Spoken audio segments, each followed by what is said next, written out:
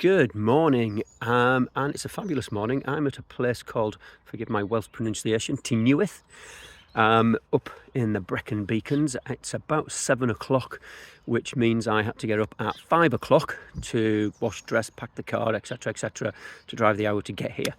But anyway, this is going to be the first of a very short, possibly series of videos on the various parts of wedding photography and what I do during a wedding. So first off, when I arrive at a venue, I do the obligatory hair down wedding selfie.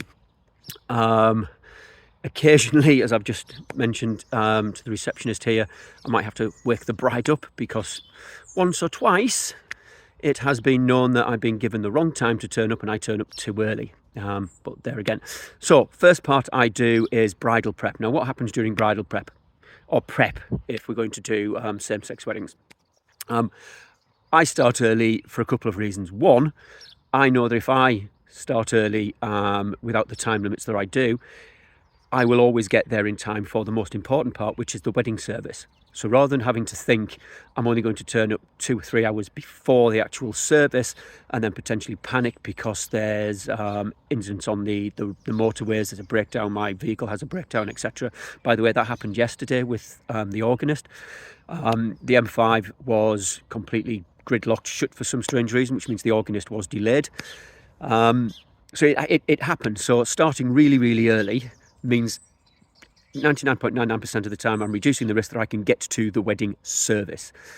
It also allows me to start my day really calmly, really easily get into it, get a cup of tea, preferably made by somebody who knows how to make tea. If you saw the video from yesterday from Kath, minus several million out of 10 for that tea, completely wrong. Kate, by the way, spot on. And just start my photography. So what I would start with is all of the details for your wedding. So anything that you're wearing, bar the underwear, I will take photographs. So if we've got suits, I'll hang the suits up. If we've got dresses, I'll hang the dresses up. It's things like potential jewellery, rings, watches, any bracelets, necklaces, that kind of thing, shoes, perfume, etc., anything like that. So that's product photography in its basic form.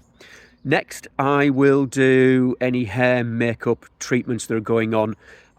My preference is to not, and I repeat, not interfere with the stylists, the beauticians, the hairdressers, the makeup artists. They're on a tight time frame to get everything ready. They don't want me or a photographer faffing about saying, can I just stop this? Can you do this? Can you do this? Can you move this? I just completely shoot around what's happening with regards to them. Which means it's very much candid as it happens, as it's natural. I'm not going to photograph all the way through that. There's only so many photographs you can do of somebody getting their hair done, putting a shoes on, putting a jacket on, etc.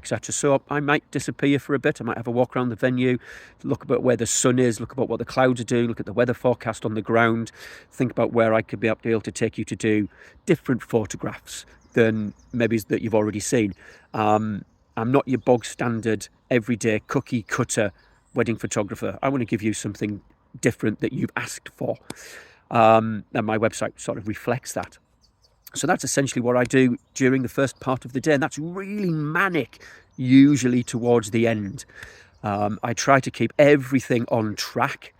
Weddings in churches, we have a little bit of a leeway, but again, if we're driving there, we need to make sure we've got enough time to drive there.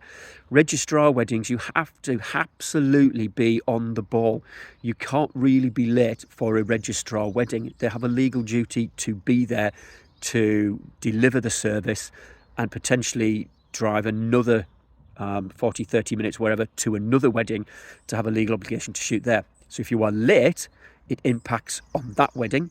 Excuse me, there's a little bit of sort of flies going on. And then it starts to impact on the rest of the day. So if your service is at 1 o'clock, you are 10 minutes late, the service starts at 10 o'clock, it means I've sort of lost 10 minutes of the photography time that you may want. So that's why I nag to try and get you there on time. Churches have a little bit more leeway with regards to when you can start. But that doesn't mean that your timing shouldn't be as close to the original as possible, because again, excuse me, that impacts the rest of the day, and it means that I need to run around a bit like an idiot to get things done. And I'll talk about that when I start talking about the other sections. So that's essentially what I do during bridal prep. Nice, easy, relaxed introduction, lots of really nice candid photos, a little bit of banter, and that's it.